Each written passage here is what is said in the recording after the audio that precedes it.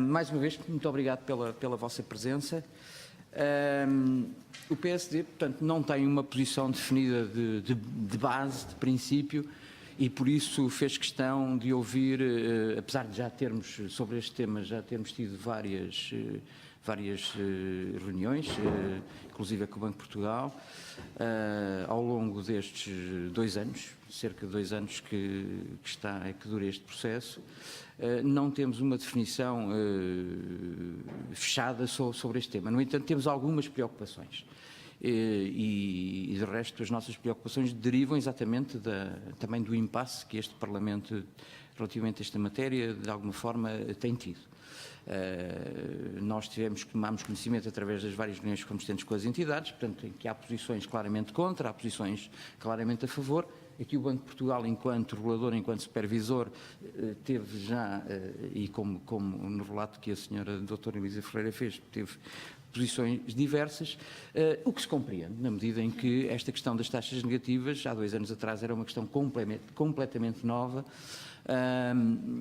O mercado assim o permitiu, portanto, a descida das taxas de juros tomar uma tendência, portanto, claramente decrescente dessas mesmas taxas e, portanto, estávamos perante uma novidade, não sabíamos que impactos é que isso teria. Portanto, uma primeira questão que eu deixo é se o Banco de Portugal, ao longo destes 2 anos, e uma vez que tivemos um período já de alguma forma extenso temporal de taxas de juros negativas, se tem alguma possibilidade ou se fizeram algum estudo relativamente aos impactos, os impactos não é nas contas de exploração dos bancos, é os impactos em todo o sistema, seja nos bancos, do ponto de vista da supervisão financeira prudencial, seja do lado dos consumidores, neste caso dos mutuantes, o que é que isso representaria. Isso para nós era bastante importante ter um conhecimento do que é que, no fundo, este período de descida de taxas de juros poderá criar em termos de impacto para o próprio sistema financeiro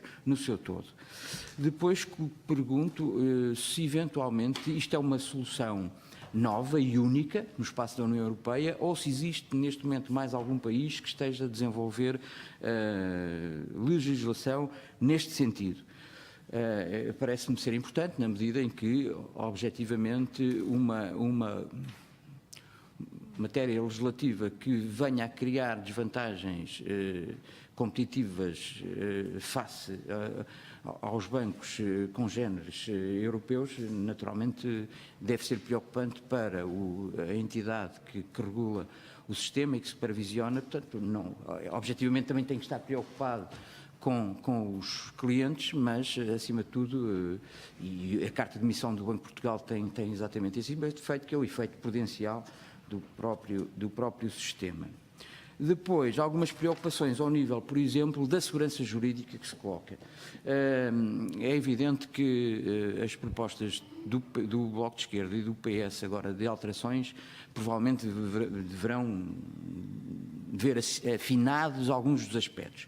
Mas relativamente à segurança jurídica dos contratos, eu penso que valendo para trás, no fundo, vem-se pôr aqui em causa um princípio, de alguma forma sagrado, que é a segurança dos contratos entre as partes.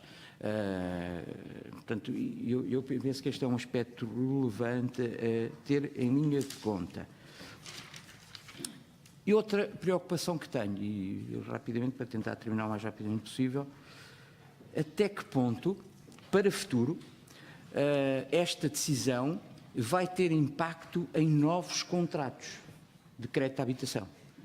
Até que ponto os consumidores, neste caso os clientes, dado que os bancos passam a saber que têm um quadro jurídico um bocadinho restritivo, do seu ponto de vista, até que ponto vão oferecer crédito a taxas de juros consentâneas com as possibilidades de cada um dos portugueses. Se isso não vai levar ao encarecimento do crédito, porque naturalmente os bancos quando apresentam uma taxa de juros descontam sempre um determinado risco. Se isto não é um risco acrescido para a contratualização bancária.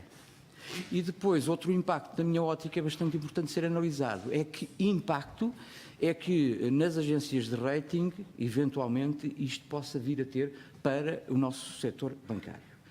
Agora, estes são aspectos que eu reputo como importantes de serem analisados do ponto de vista do sistema prudencial.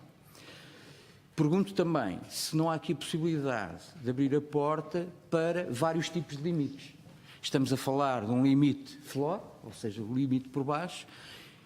Eu acho que verdadeiramente o limite que defende os consumidores é o limite máximo.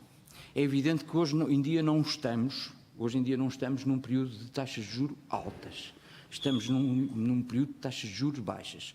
No dia em que se colocar taxas de juros elevadas, e já estivemos, há bem pouco tempo, por volta de 2008, 2009, recordo-me que a taxa Euribor a 3 e a 6 meses chegou a 5,5%, eu pergunto se eventualmente a criação de limites à definição de taxas de juros, se não vai implicar, eventualmente, no futuro, também um limite à taxa de juros máxima, na medida em que o objetivo de um banco não é ser usurário. E se nessa circunstância acham que a colocação de uma taxa de juros máxima, ainda que com a existência de um crédito para que as pessoas possam beneficiar fora de um momento de crise, isso não poderia ser também uma solução. Não estou a dizer com isto que estamos num grupo de trabalho informal, a obter opiniões. Esta opinião não vincula ao PSD naturalmente, sou eu que estou a colocar esta questão, dado que o legislador tem em vista, como disse a doutora Elisa Ferreira, legislar neste tipo de matérias. Portanto, para já eram as questões que tinha.